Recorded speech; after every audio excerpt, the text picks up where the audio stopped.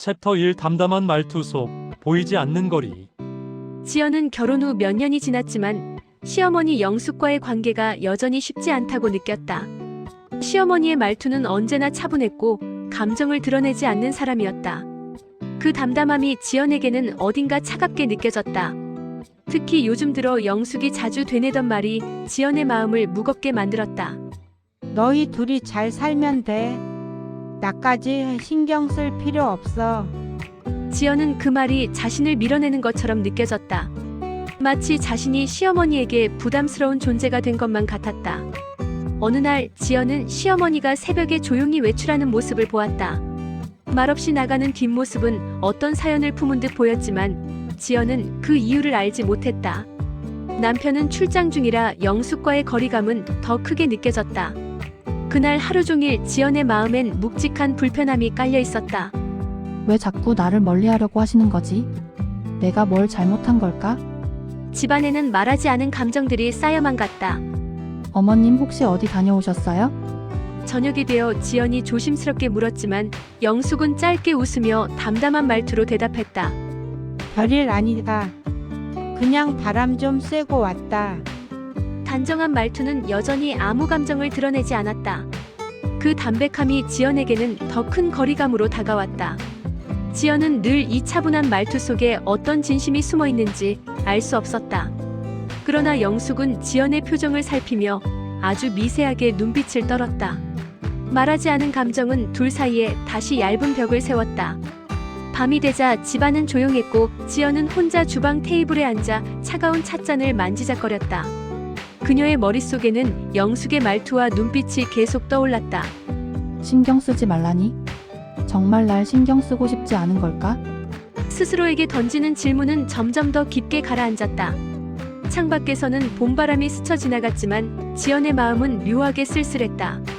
그 시각 영숙은 집 안작은 방에서 혼자 서류를 정리하고 있었다. 손등으로 두어 번 숨을 눌러 삼키며 오래된 봉투 하나를 가만히 만졌다. 그녀의 표정에는 전해야 할 것도 숨겨야 할 것도 동시에 담겨 있었다. 그러나 그녀는 며느리에게 아무 말도 하지 않았다. 차분한 말투 뒤에 감춰진 마음은 아무도 모르게 조금씩 무거워지고 있었다. 챕터 2 연락 없는 실종. 며느리의 무너짐. 다음 날 아침 집안은 이상하리만큼 조용했다. 지연은 습관처럼 주방 싱크대 쪽을 바라보았다. 늘 가장 먼저 일어나 물을 끓이던 시어머니의 모습이 보이지 않았다. 가스레인지 위 주전자는 그대로 식어 있었고 식탁 위에는 전날 밤 치워놓은 찻잔뿐이었다. 지연은 시어머니 방문을 살며시 열어보았다. 방 안은 정리정돈이 잘 되어 있었고 이불은 깨끗이 개켜져 있었다. 마치 누군가 오랫동안 비울 준비를 한 듯 단정한 상태였다. 옷장 문을 열어보니 자주 입던 외투 몇 벌이 사라져 있었다. 그제야 지연의 심장이 쿵 내려앉았다. 지연은 급히 휴대폰을 꺼내 시어머니에게 전화를 걸었다. 신호음만 길게 울릴 뿐 아무도 받지 않았다. 한 번, 두 번, 세 번. 숫자가 늘어날수록 손끝이 차갑게 굳어갔다. 어머님 어디 계세요? 전화 좀 받아주세요. 문자라도 남겨야 할 것 같아 서툰 손으로 메시지를 적었다. 어머님 괜찮으세요? 아침에 안 계셔서 걱정돼요. 연락 좀 주세요. 메시지는 전송 완료로 표시됐지만 읽음 표시가 뜨지 않는 화면이 지연의 불안을 더 키웠다. 주방 시계 초침 소리가 유난히 크게 들렸다.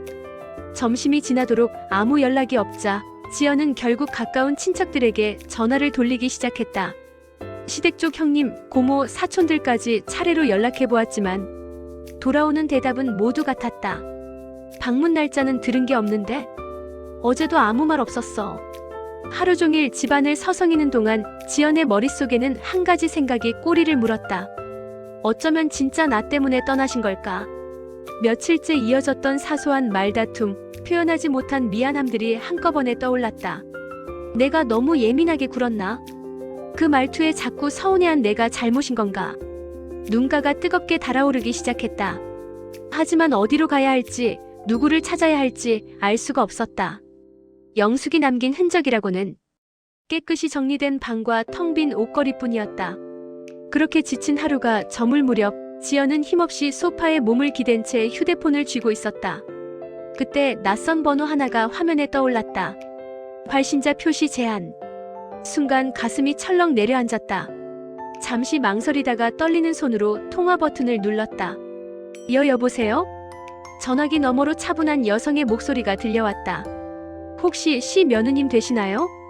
그 한마디에 지연의 등줄기를 차가운 전기가 스치는 듯했다. 네, 맞는데요. 어머니 무슨 일이신가요? 짧은 침묵 끝에 간호사의 담담하지만 어딘가 무거운 목소리가 이어졌다.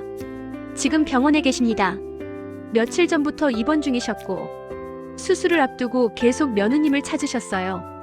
순간 손에서 휴대폰이 미끄러질 뻔했다. 수술이라는 단어가 머릿속을 하얗게 만들었다. 그제야 지연은 깨닫기 시작했다. 연락 없이 사라진 것이 단순한 떠남이 아닐 수도 있다는 사실을. 지연은 급히 가방을 챙기며 병원 주소를 다시 확인했다. 발걸음은 급했고 숨은 가빠졌다. 하지만 마음속에서는 더 큰 두려움이 자리 잡고 있었다. 어머님, 대체 왜 한마디도 안 하셨어요? 밤거리를 가르는 택시 안 창밖 네온 사이는 스쳐 지나갔지만 지연의 시야에는 오직 한 사람, 시어머니 영숙만이 떠올랐다. 챕터 3 병원에서 밝혀진 뜻밖의 사실. 지연이 병원에 도착했을 때는 이미 늦은 밤이었다. 응급실 불빛이 유독 밝아 보였고 심장은 계속해서 빠르게 뛰었다. 간호사가 안내 데스크에서 지연을 확인하자 안도한 듯 고개를 끄덕였다. 아, 며느님이시죠. 어머님께서 계속 찾으셨어요. 그 말 한마디가 지연의 발걸음을 멈추게 했다. 나를 찾으셨다고? 이틀 내내 연락이 안 되어 상처받았던 마음이 순간 얼음처럼 굳어졌다가 다시 흔들렸다. 그동안 자신이 품었던 서운함이 순식간에 균열이 생기기 시작했다. 지연이 병실로 향하는 동안 복도 전체에 스며든 침묵이 더 크게 들렸다. 창밖 가로등 불빛이 바닥에 길게 드리워져 마치 시간이 멈춘 듯한 분위기를 만들고 있었다. 문 앞에 도착했을 때 지연은 손잡이를 잡고 한참 동안 멈춰섰다. 어떤 얼굴로 들어가야 하지? 뭐라고 말을 해야 할까? 그때 문틈 사이로 잠들지 못한 시어머니의 그림자가 보였다. 영숙은 몸을 조금 일으킨 채 문 쪽을 바라보고 있었다. 지연은 조용히 숨을 들이쉬고 천천히 문을 열었다. 영숙은 며느리를 보자마자 놀라면서도 안도의 빛을 띤 미소를 지었다. 왔구나, 지연아. 그 차분한 말투는 여전히 담담했지만 그 속에 담긴 떨림은 지연의 가슴을 아프게 했고 평소보다 훨씬 작은 목소리는 그동안 얼마나 힘들었는지 말해주는 듯했다. 어머님 왜 말씀도 안 하시고 나가셨어요? 저 정말 너무 놀랐어요. 지연의 목소리는 이미 울먹이고 있었고 영숙은 천천히 손등을 쓰다듬으며 말했다. 걱정시키려고 그런 게 아니다. 너 힘들까봐 그냥 조용히 다녀오고 싶었어. 지연은 그 대답이 오히려 더 혼란스러웠다. 왜 혼자서 아픔을 감추려 했는지, 왜 자신에게 의지하지 않았는지 알 수가 없었다. 그때 의사가 병실로 들어왔다. 보호자분 오셨나요? 어머니 수술 일정 설명드리겠습니다. 지연은 순간 멍해졌다. 수술. 그 단어 하나가 귓가에 메아리처럼 남았다. 어머님은 최근 몇 달 동안 증상을 스스로 감추고 치료를 미뤄오셨습니다. 가족분들에게도 전혀 말씀 안 하셨고요. 보호자가 없어서 수술동의 과정도 어려움이 많았습니다. 지연은 말문을 잃었다. 그동안 담담한 말투와 거리를 두는 행동이 미움이나 냉정함이 아니라 오히려 며느리에게 짐이 되고 싶지 않아서 모든 걸 혼자 감당하려 했던 사랑의 방식이었다는 걸 깨달았다. 영숙은 지연을 바라보며 미소 지었다. 아주 작은 그러나 가장 진심이 담긴 미소였다. 지연의 눈가가 뜨거워졌다. 말하지 않아도 알 수 있었다. 시어머니가 자신을 밀어낸 게 아니라 지켜주려고 했다는 것을. 병실의 공기는 조용했지만 지연의 마음에는 큰 파도가 밀려왔다. 오해와 상처로 가득했던 마음이 조금씩 무너지고 있었다. 챕터 4 담담함에 숨겨진 진심. 대반전의 시작. 병실 안 공기는 잠시 멈춘 듯 고요했다. 지연은 시어머니의 침대 곁에 앉아 참아왔던 감정을 조심스레 꺼내기 시작했다. 그동안 쌓인 오해와 서운함이 가슴 한쪽에서 천천히 흘러나오는 듯했다. 어머님 왜 혼자서 감당하셨어요? 저한테 말해주셨으면. 제가 당연히 함께 했을 텐데요. 지연의 목소리는 떨렸고 영숙은 천천히 숨을 들이쉬며 담담한 표정으로 며느리를 바라보았다. 그 차분함은 변함없었지만 그 속에는 오래 숨겨왔던 마음의 무게가 담겨 있었다. 너 힘들까봐 그랬다. 내 삶이 복잡해질까 싶어서 괜히 내 병 때문에 내가 무거워질까봐. 그 말은 평소의 담담한 말투와 다르지 않았지만 지연은 그 속에서 처음으로 두려움과 사랑이 뒤섞인 진짜 감정을 읽어냈다. 지연의 눈가에는 눈물이 맺혔다. 그동안 자신이 서운해했다는 사실이 갑자기 너무 부끄럽고 미안하게 느껴졌다. 지연은 시어머니 곁에 놓여있는 작은 봉투를 발견했다. 꼼꼼한 필체로 적힌 지연이에게라는 글자가 왠지 모르게 마음을 흔들었다. 봉투를 열자 내부에는 몇 장의 메모지가 가지런히 담겨 있었다. 거기에는 시어머니가 홀로 정리해온 생활비 내역, 병원 검사 기록, 그리고 혹시 모를 상황을 대비한 정리 목록이 적혀 있었다. 메모 마지막 줄엔 또박또박 적힌 한 문장이 있었다. 지연아, 미안하다. 나는 말이 차분해서 잘 표현 못하지만 내가 내 딸보다 더 딸 같았다. 그 문장을 읽는 순간 지연의 눈물이 손등 위로 떨어졌다. 그동안 오해라 생각했던 말투 속에는 사실 가장 깊은 사랑이 있었다. 어머님 왜 이런 걸 혼자 왜? 저한테 기대지 않으셨어요? 영숙은 조용히 눈을 내리깔며 말했다. 너한테 짐이 되기 싫었다. 나 때문에 너희 삶이 흔들리는 게 싫었어. 그 단순한 고백이 지연의 마음을 송두리째 흔들어 놓았다.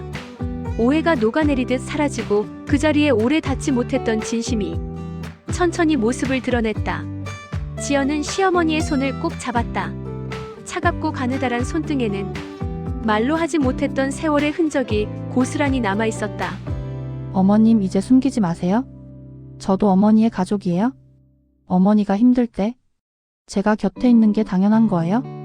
영숙은 처음으로 며느리의 손을 꼭 맞잡았다. 그 차분함 속에 담긴 따뜻함이 지연의 마음을 깊이 파고들었다. 그래, 이제는 너한테 말할게. 이제는 기대도 될까? 그 작은 질문은 오랜 시간 동안 서로 닿지 못했던 감정의 벽을 순간 무너뜨렸다. 지연은 울며 고개를 끄덕였다. 그리고 병실에는 잔잔하지만 깊은 화해의 마음이 퍼져갔다. 챕터 5 회복과 여운, 늦게 온 진짜 가족. 스스로 시간이 조금 흐르고 병실 창문 너머로 봄 햇살이 부드럽게 스며들었다. 그동안 어둡고 무거웠던 분위기는 조금씩 따스함으로 채워지고 있었다. 지연은 시어머니의 침대 옆 작은 의자에 앉아 조용히 책장을 넘기고 있었다. 영숙은 회복 중이라 아직 몸이 많이 약했지만 표정만큼은 한층 편안해 보였다. 그 차분한 말투도 어느새 지연에게 더 이상 차갑게 들리지 않았다. 오히려 그 담담함 속에서 시어머니가 얼마나 많은 감정을 삼켜왔는지 지연은 이제야 이해할 수 있었다. 지연아, 힘들진 않니? 여기까지 오느라 고생 많았다. 아니에요. 어머님 제가 있어야죠. 당연한 거잖아요. 말을 주고받는 두 사람 사이에는 예전처럼 어색함이나 얇은 벽이 존재하지 않았다. 짧은 대화 속에 오히려 오랜 시간이 담겨 있었다. 그날 오후 지연은 병실 창가에 놓인 작은 종이컵 2개에 따뜻한 차를 따라 시어머니에게 건넸다. 영숙은 천천히 한 모금 마시더니 차분한 목소리로 이야기를 꺼냈다. 지연아, 내가 말이 차분해서 속마음을 잘 표현 못했다. 지연은 조용히 시어머니 쪽을 바라봤다. 영숙의 두 손은 차를 감싸고 있었고 손끝에는 세월의 흔적이 고요히 새겨져 있었다. 그동안 내가 서운해했다는 걸 모르고 지낸 건 아니었다. 근데 어떻게 말을 해야 할지 잘 몰라서. 지연은 천천히 고개를 저었다.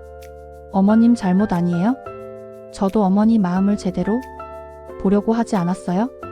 두 사람의 조용한 대화는 서로의 마음 깊은 곳까지 닿아가고 있었다.